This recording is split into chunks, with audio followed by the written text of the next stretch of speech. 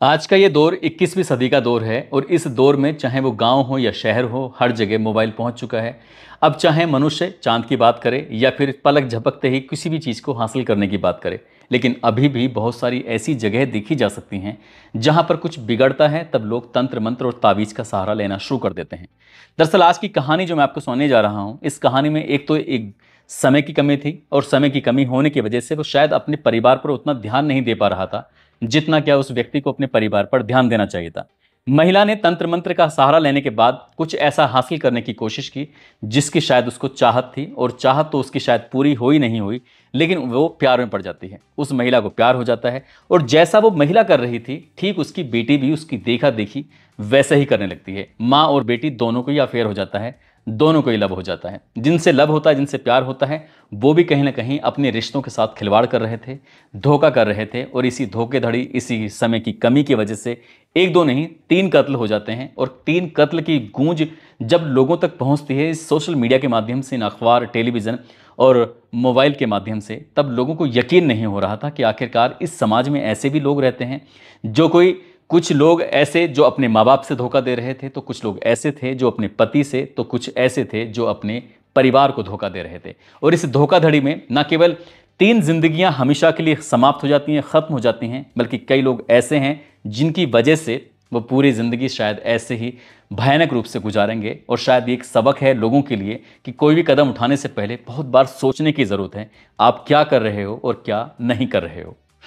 आदाब, नमस्कार, सत श्री अकाल। मैं उस्मान सैफी। आज की जो सच्ची घटना मैं आपको सुनाने जा रहा हूं, ये सच्ची घटना है छत्तीसगढ़ प्रदेश का एक ज़िला है बलरामपुर। और बलरामपुर मुख्यालय जो लगता है, जिला मुख्यालय, उससे ही सटा हुआ एक गांव लगता है दहेजबार। दरअसल एक किसान जिसका नाम रामनाथ होता है, रामनाथ अपने खेतों पर गया था ये देखने के लिए क्या उसके धान पक चुके हैं या नहीं पक चुके हैं।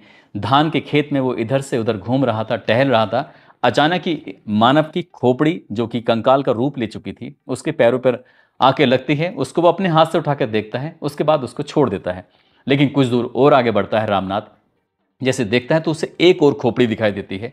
उसके बाद फिर उसकी जिज्ञासा बढ़ जाती है, क्योंकि उसे पहली खोपड़ी दिखाई दी, फिर दूसरी दिखाई दी। तो उसने देखने की कोशिश की तो पास में एक और खोपड़ी दिखाई देती है।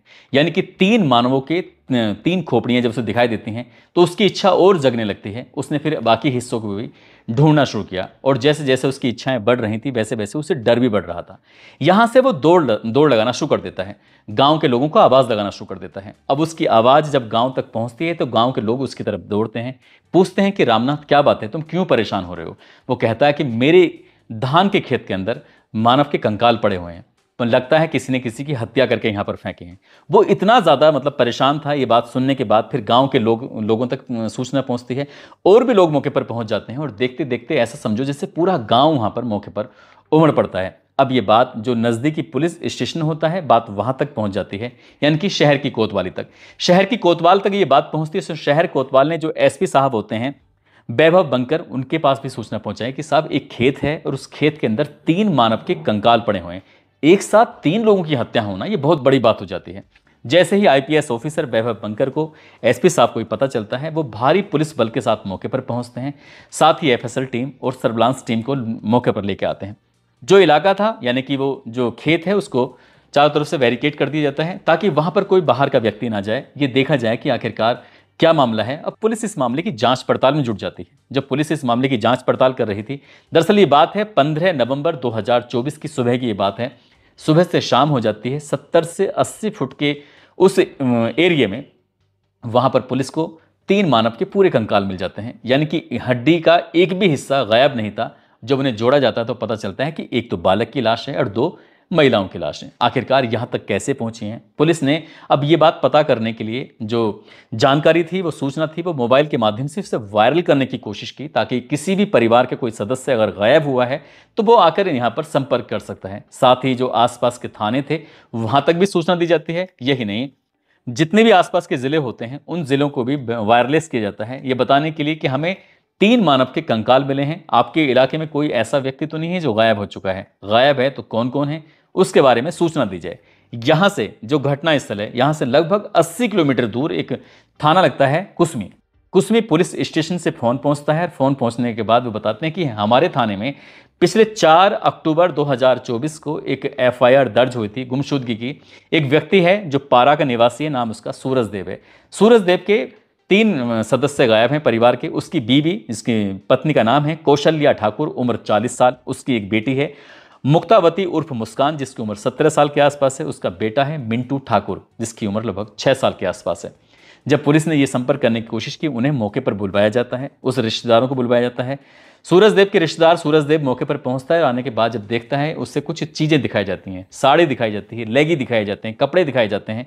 जो वहाँ पर मौके पर मिले थे उस बच्चे के कपड़े दिखाए जाते हैं। कपड़ों को देखने के बाद वो फूट फूट कर रोने लगता है, ज़ोर ज़ोर से चिल्लाने लगता है। जाहिर सी बात है, कहते हैं कि जिन जाके पैर न फटी विवाई, वो क्या जाने पीर पुराई। जिसके ऊपर आती है वही जानता है। जब वो रो रहा था तो सैकड़ों ग्रामीण, सैकड़ों पुलिस वाले उसके रोने की उन आवाज़ों को सुन रहे थे। हर किसी की आंखें नम हो जाती हैं, क्योंकि उसका जो परिवार था, जो उसका खानदान था, वो पूरी तरह से उजड़ चुका था, ख़त्म हो चुका था।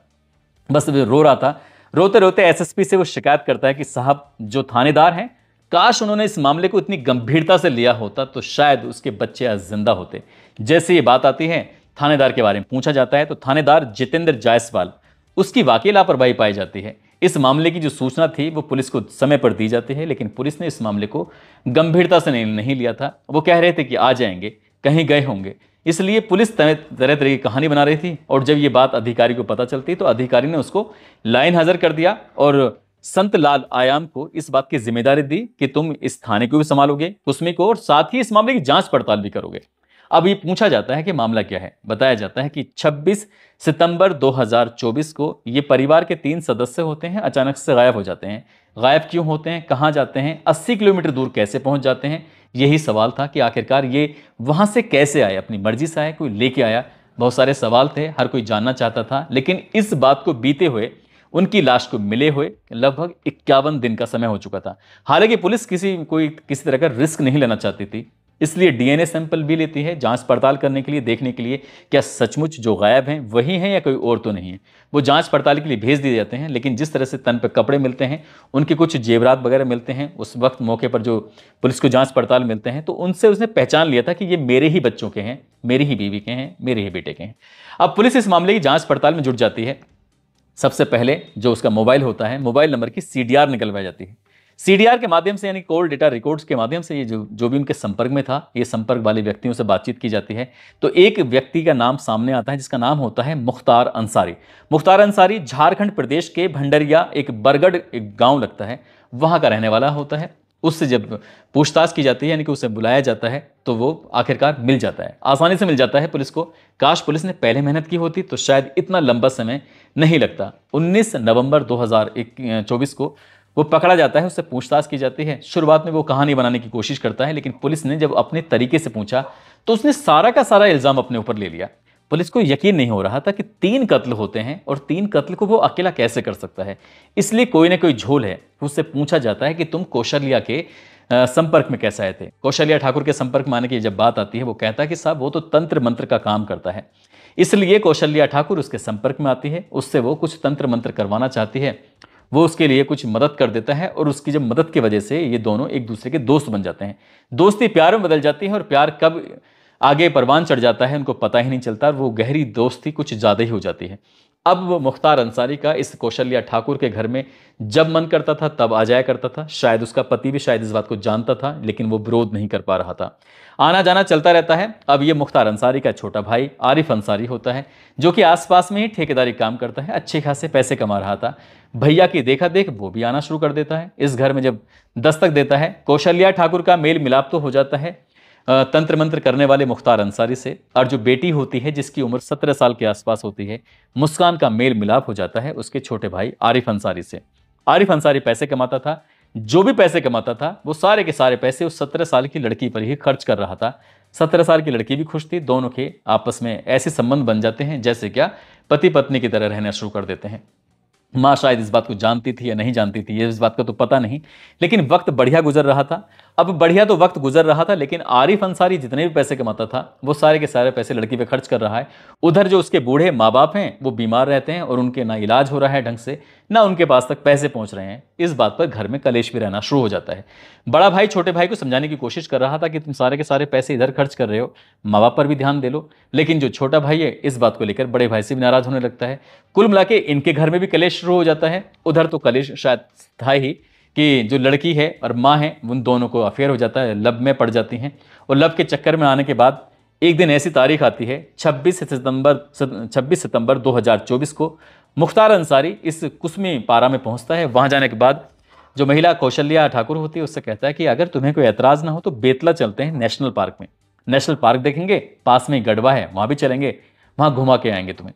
वो कौशल्या ठाकुर तैयार हो जाती है, बेटी से पूछा जाता है, वो भी तैयार हो जाती है। बेटे से पूछा जाता है, कहता है कि जब मम्मी और बहन जा रही हैं तो मैं भी चलता हूँ। तीनों के तीनों उसकी बाइक पे बैठते हैं और बैठने के बाद यहाँ से लगभग 80 किलोमीटर दूर चांदो से होते हुए बलरामपुर पहुंच जाते हैं। जब वो चांदो में थे तो आरिफ अंसारी की नज़र पड़ जाती है। आरिफ अंसारी इनसे मिलता है, बातचीत करता है। अब इनसे पूछा जाता है कि अब क्या कहाँ जा रहे हो, तो वो कहते हैं कि बलरामपुर जा रहे हैं, रात को वहीं रुकेंगे। देखते ही देखते आरिफ अंसारी भी घर पहुंच जाता है। पांचों लोगों ने इत्मीनान से बैठकर खाना खाते हैं। खाना खाने के बाद अपनी अपनी जगह पर जाकर सो जाते हैं। रात को जैसे आंख खुलती है, आरिफ अंसारी की नीयत तो पहले से ही खराब थी। वो गुस्से में जाता है, वो कहता है कि मैं तुमसे शादी करना चाहता हूँ। जब उस मुस्कान से पूछा जाता है, मुस्कान साफ मना कर देती है। पहले भी वो मना कर देती थी साफ साफ, अभी भी उसने साफ साफ मना कर दिया। इस बात पर आरिफ अंसारी को गुस्सा आता है, वो उसके पेट में एक दो चाकू मार देता है। जैसे चाकू मारता है लड़की की आंख खुल जाती हैं और उसके बाद आंख नहीं, वो जागी तो थी लेकिन वो चीखने लगती है, चिल्लाने लगती है। जैसी उसकी चीख निकलती है, वो चिल्लाती है, माँ की आंख खुल जाती है। माँ अपनी बेटी को बचाने के लिए जब मौके पर दौड़ती है तो साथ में मुख्तार अंसारी भी जाग जाता है। उसने मौका देखा और मौका देखने के बाद उसे पता चल गया कि ये लड़की शायद किसी कीमत पर बचेगी नहीं। वहीं पास में एक कुल्हाड़ी पड़ी हुई थी, कुल्हाड़ी उठाता है, बहुत तेजी के साथ कौशल्या ठाकुर के सर में मार देता है। कौशल्या ठाकुर जमीन पर गिर जाती है। उधर माँ भी तड़प रही है, उधर बेटी भी तड़प रही है। दोनों तड़प रहे थे। उनको खींचकर जब उस कमरे से बाहर निकालने की कोशिश कर रहे थे तो बेटा भी जाग जाता है। जब बेटा जागता है वो अपनी माँ को आवाज़ लगाते लगाते जब आगे बढ़ रहा था, दीदी को आवाज़ लगाते लगाते आवाज़ आगे बढ़ रहा था, तभी मुख्तार अंसारी उसके सर में भी एक कुल्हाड़ी मार देता है। तीनों के सर में कुल्हाड़ी मार देते हैं, फिर उनकी इत्मीनान से हत्या कर देते हैं। हत्या करने के बाद उनके जो शव होते हैं, लाशें होती हैं, उनको कब्जे में लेने के बाद उनको नज़दीकी जो गांव लगता है दहेज बार, वहाँ का जंगल होता है। बताया जाता है कि वहाँ पर एक ईंट भट्टा भी हुआ करता था, लेकिन फिलहाल की स्थिति में वो ईंट भट्टा बंद था। उस भट्टे के पास में धान का खेत होता है। उस वक्त धान छोटे थे, वहाँ पर वो फेंक देता है। वो लाशों को फेंकने के बाद सीधा घर आते हैं। घर के आने के बाद साफ़ सफाई करते हैं। वहाँ से पूरी स्थिति को ठीक करने के बाद जो लड़का होता है अंसारी, जिसका नाम मुख्तार अंसारी होता है, वो तो अपने गाँव की तरफ भाग जाता है। और साथ ही जो दूसरा होता है उसका भाई, जिसका नाम आरिफ अंसारी होता है, वो महाराष्ट्र की तरफ भाग जाता है। और उन्हें लग रहा था कि शायद अब कभी पकड़े नहीं जाएंगे, इस घटनाक्रम का कभी खुलासा नहीं होगा। लेकिन 51 दिन के बाद जहां पर उन्होंने लाश फेंकी थी, वहां के खेत के मालिक रामनाथ को ये लाशें मिल जाती हैं कंकाल के रूप में। और बात पुलिस तक पहुंचती है। पुलिस CDR के माध्यम से इन दोनों भाइयों तक पहुंचती है। इन दोनों भाइयों को गिरफ्तार किया जाता है और गिरफ्तार करने के बाद इनको जेल भेज दिया जाता है। जब पुलिस ने इस घटनाक्रम का खुलासा किया था तो लोगों को यकीन नहीं हो रहा था कि माँ आखिरकार ऐसा कदम कैसे उठा सकती है, क्यों वो अपने पति को धोखा दे सकती है, साथ ही बेटी क्यों अपनी माँ, अपने बाप, अपने भाई को धोखा दे रही थी, क्यों वो जरा से पैसे के लालच में आने के बाद उस लड़के के साथ अफेयर में पड़ जाती है। उधर जो आरिफ अंसारी होता है पैसे जरूर कमा रहा था, उसके बूढ़े माँ बाप बीमारी से जूझ रहे थे, उनके वो एक एक पैसे से जूझ रहे थे, इलाज से जूझ रहे थे, खाने पीने से जूझ रहे थे। वो सारा का सारा पैसा वहां खर्च कर रहा है। रिश्तों के ऐसे मकड़ जाल में एक ऐसे नए रिश्तों को जन्म दे रहे थे जिनको ना समाज इजाज़त देता है, ना कोई भी इजाज़त देता है, ना कभी मन इजाज़त देता है। और वो इस तरह के रिश्ते में बनने के बाद वो ना केवल एक बल्कि दो बल्कि 3 कत्ल कर देते हैं। और इन 3 कत्ल का खुलासा होने के बाद लोगों को भी सोचने पर मजबूर होना पड़ता है। वो भी रिश्तों पर कहीं ना कहीं ऐसा लग रहा था कि ऐसे रिश्तों पर कैसे विश्वास करें। अगर पति हो सकता है कि मेहनत मजदूरी कर रहा हो, उसके पास इतना समय ना हो, तो उस महिला के आखिरकार ऐसा कदम उठाने की क्या ज़रूरत पड़ रही थी। दोस्तों, इस पूरी घटनाक्रम को सुनाने का उद्देश्य किसी को परेशान करना नहीं है, किसी का दिल दुखाना नहीं है, बल्कि आपको जागरूक करना है, आपको सचेत करना है और बताना है कि झूठ की बुनियाद पर रखे गए रिश्ते कभी कामयाब नहीं होते। जैसे कि इस प्रेम कहानी में होता है, यहाँ सिर्फ अपनी अपनी ज़रूरतें पूरी की जा रही थी, वो महिला भी अपनी ज़रूरत पूरी कर रही थी, जो तांत्रिक था वो भी अपनी ज़रूरतें पूरी कर रहा था, वो लड़की भी अपनी ज़रूरत पूरी कर रही थी, और जो उसका प्रेमी था वो भी अपनी ज़रूरत पूरी कर रहा था। अब बाकी की ज़िंदगी जो बच्चे हैं उनकी सलाखों के पीछे गुजरेगी, और जो मर चुके हैं वो कभी शायद लौट कर वापस आएंगे नहीं।